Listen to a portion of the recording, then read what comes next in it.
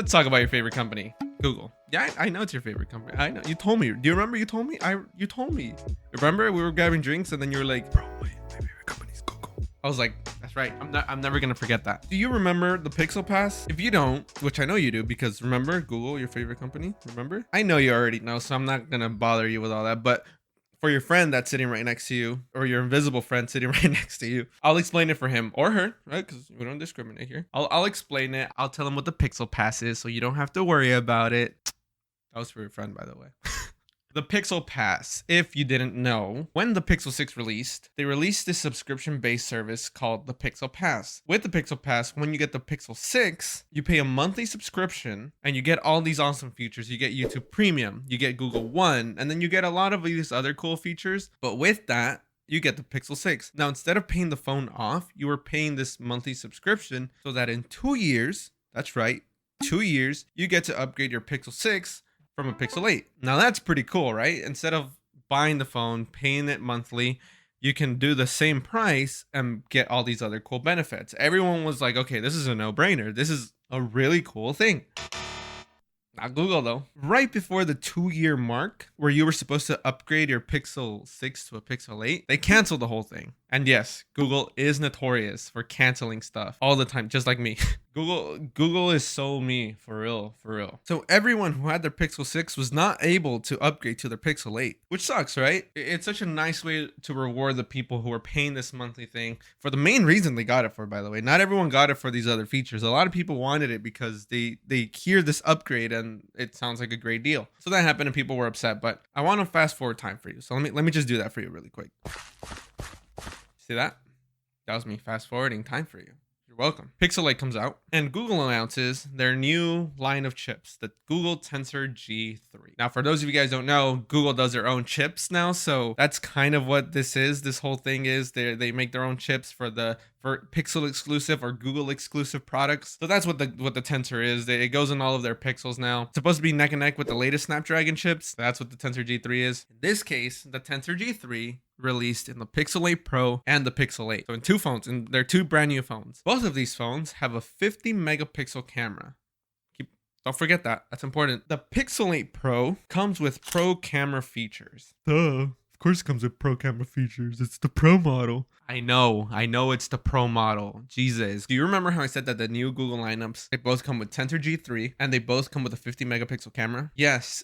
In theory and in business, it makes sense for the Pro to have the Pro features, but the hardware allows them to both have the feature, right? Right? Or am I crazy to say, right? Okay, you know what? Let's forgive that. Sure. Let's just give them this one. We'll bite, right? We'll okay, fine. You want to sell the Pro? It'll have the Pro features. Fine, take it. Sure, why not? Do you remember when Google started working in their AI model called Google Bard? It just recently got changed to Google Gemini, maybe a couple months ago, but their new name for their Google AI is called Google Gemini. It's replaced my Google Assistant on my Pixel. God, I hate it. It sucks. For now, it doesn't do like all of the Google Assistant things. My biggest pet peeve, oh my God, I'm going to tangent right now. My biggest pet peeve right now is that I will literally say, hey, hot word, and it'll come up, it'll light up, and it'll start registering what I'm saying. But it doesn't, when I finish talking, it doesn't give me a response. It wants me to hit the enter or like the send key. So then I could get it. It's so annoying. Like when I'm driving, it's fine.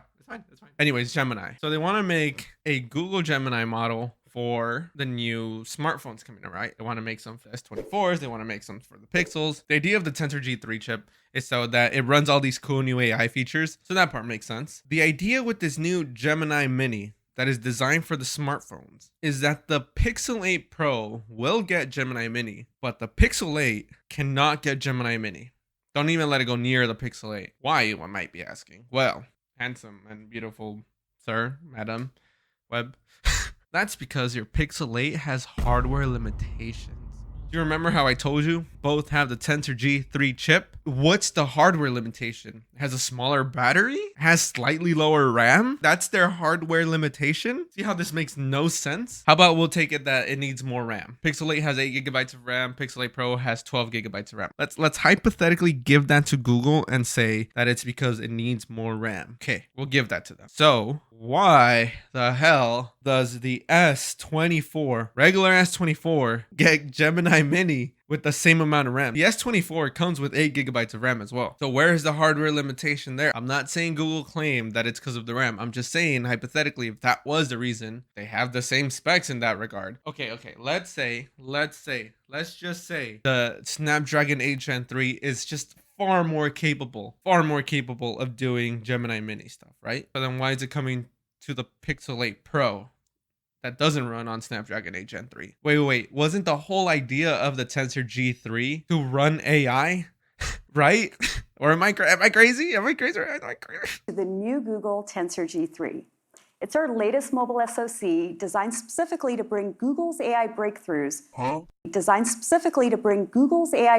now you see this hypocrisy from Google A. It's just a small little rant. I don't know. It's just, it rubbed me the wrong way how I was seeing how they would just like software lock everything so that you would have to get the Pro model.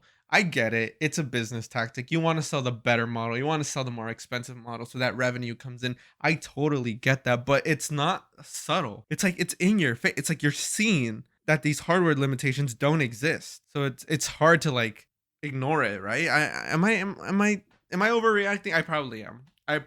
Not a lot of people care about Gemini Mini. I'm probably not gonna be using it that much. Don't get me wrong, it's fun to play with. I throw a couple of codes at it sometimes and it works and it's fun, but I don't really use it. And I know it's a dumb rant if I'm not gonna use it, but it's also in a way like for those who do want it and did buy the Pixel 8 because it's cheaper, why not give it to them? They have the hardware. In all honesty, let me know what you guys think in the comment section down below. Let me know. Genuinely like reading them. I want to know if people even think the same way I do, or maybe I'm wrong. I want to be told if I'm wrong too. As the cool kids say, smash that like button. Yo, hit that subscribe button, bro. All right, guys. I'm done annoying you guys. Bye.